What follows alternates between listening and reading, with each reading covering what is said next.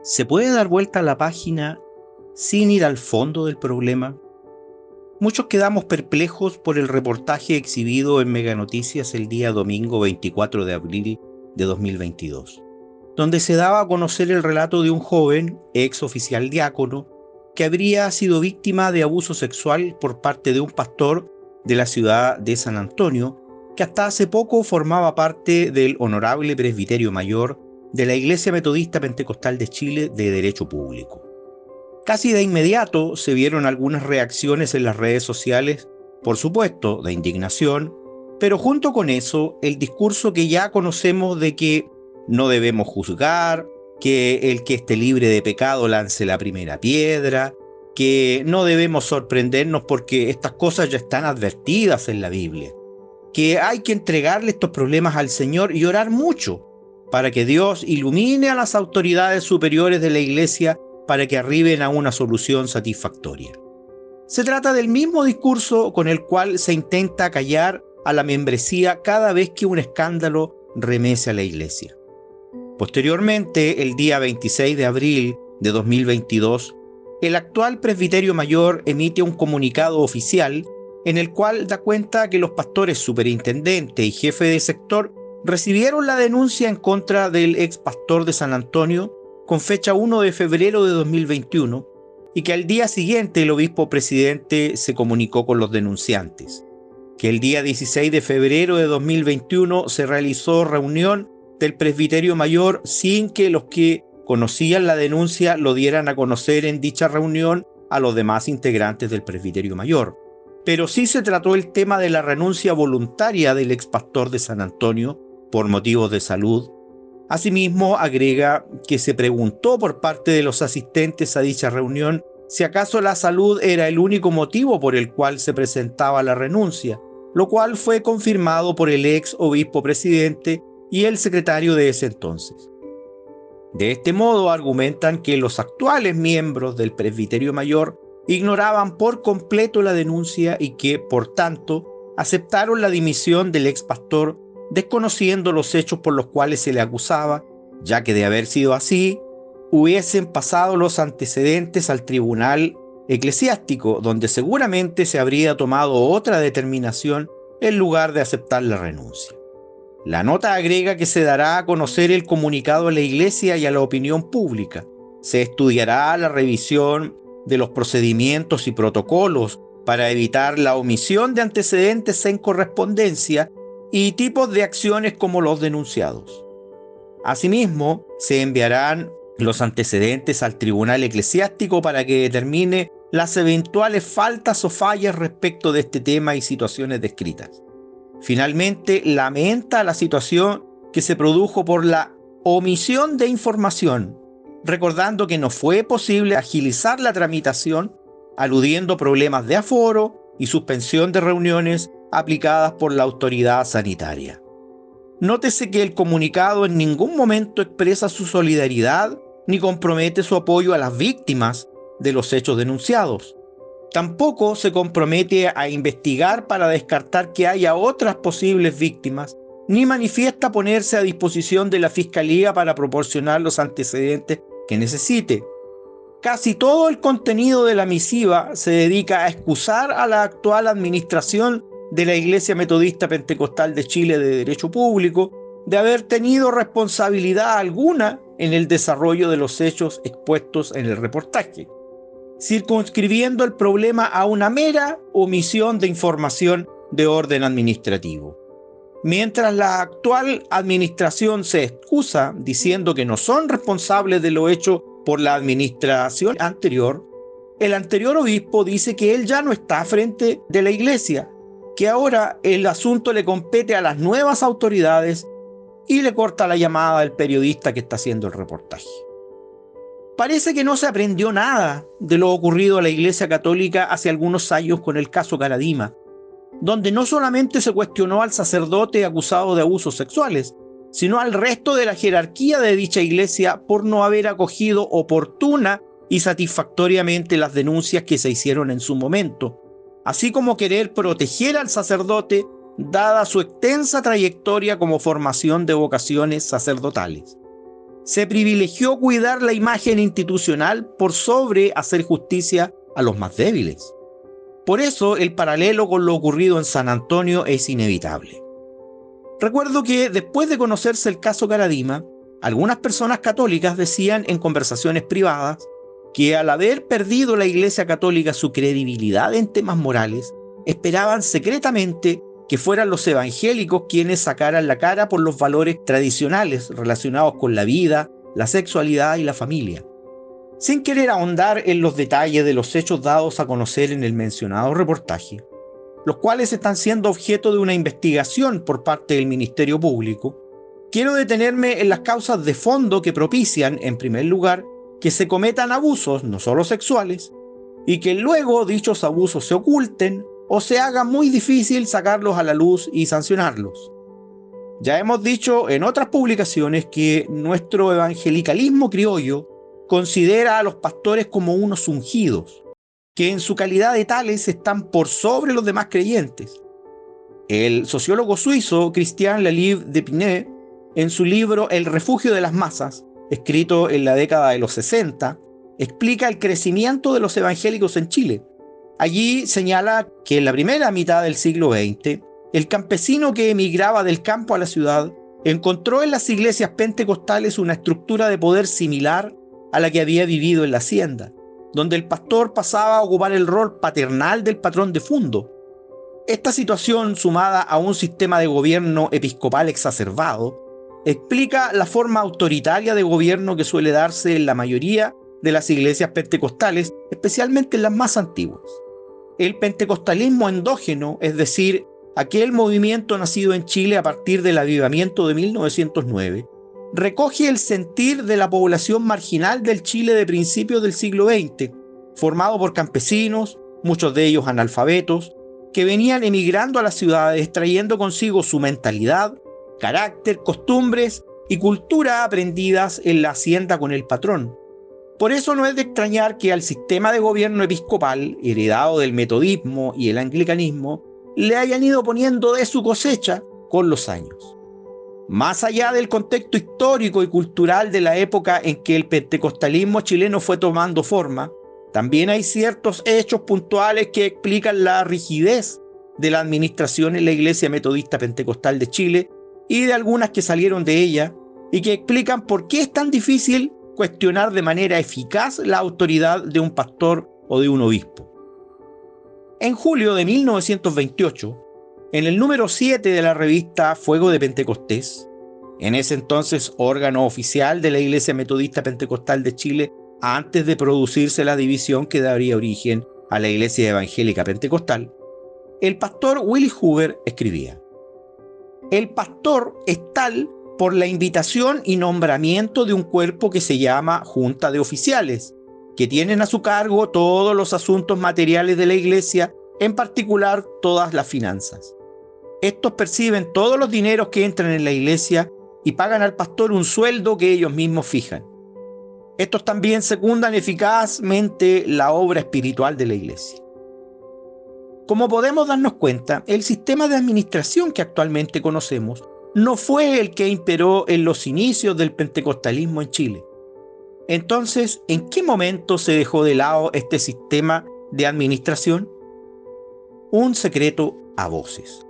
Si uno indaga en la historia, se dará cuenta que hubo una serie de hechos que fueron de a poco corriendo el cerco desde una administración donde el pastor era tal por invitación de las juntas oficiales, a otra donde es el pastor quien escoge a los oficiales de entre los miembros de su confianza, transformándose en una figura difícil de cuestionar. Aquí surge la figura carismática del obispo Manuel Umaña Salinas,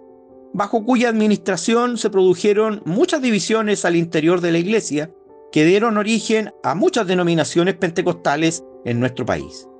A quienes hemos sido metodistas pentecostales, nos han contado la versión de que dichas divisiones se produjeron por la rebeldía, envidia, ansias de poder y espíritu divisivo de quienes se atrevieron a cuestionar la autoridad del siervo de Dios,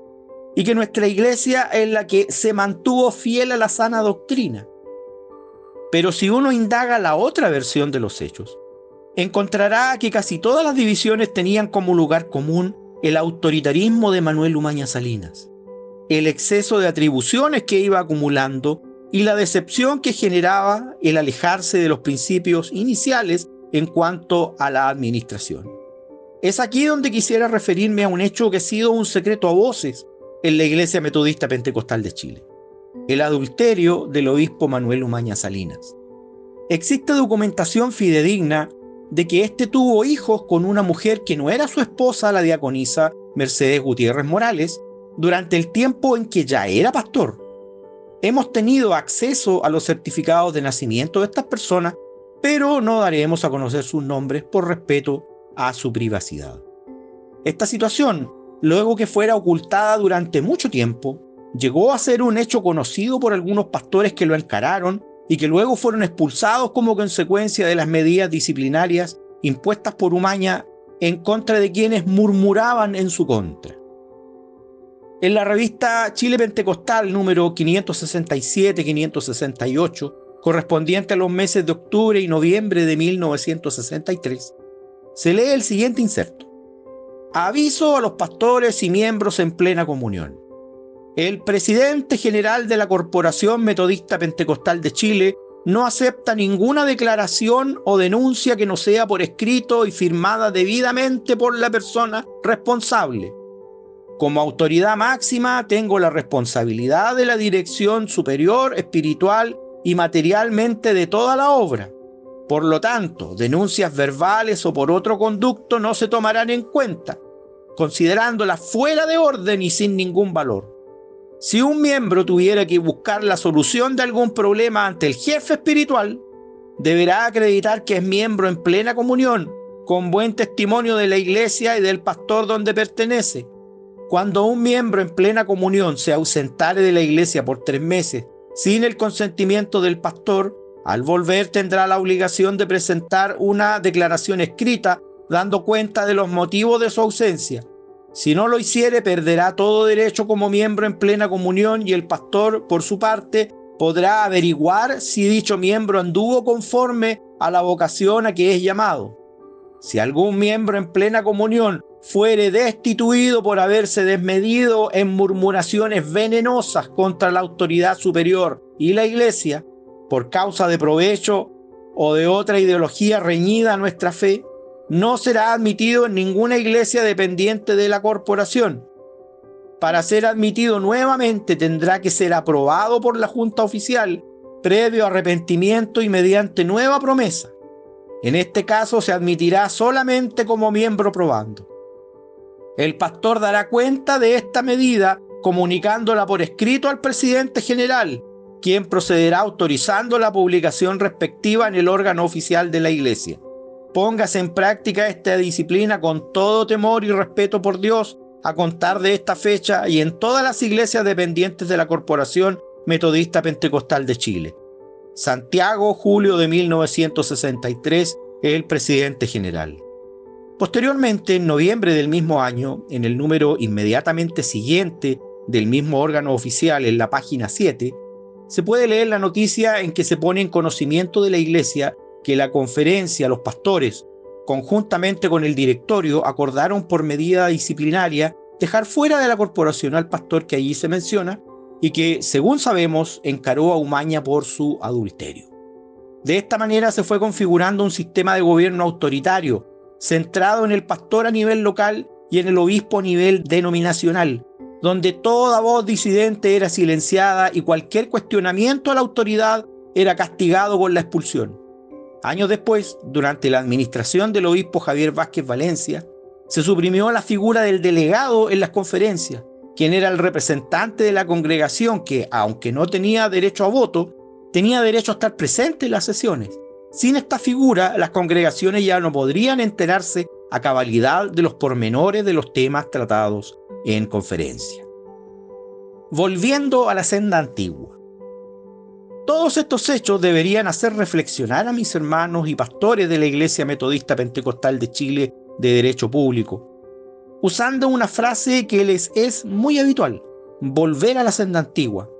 aquella que describe el pastor Willy Huber en el artículo ya citado, donde el pastor es tal por invitación y nombramiento de la junta de oficiales, los cuales se encargan de la administración financiera, siendo ellos los que perciben los dineros que entran en las arcas de la iglesia y pagan al pastor un sueldo que ellos mismos fijan. Para garantizar la representatividad de la junta de oficiales, estos podrían ser elegidos por la congregación, de entre los hermanos que tengan buen testimonio, y no depender de la confianza del pastor para estar ahí.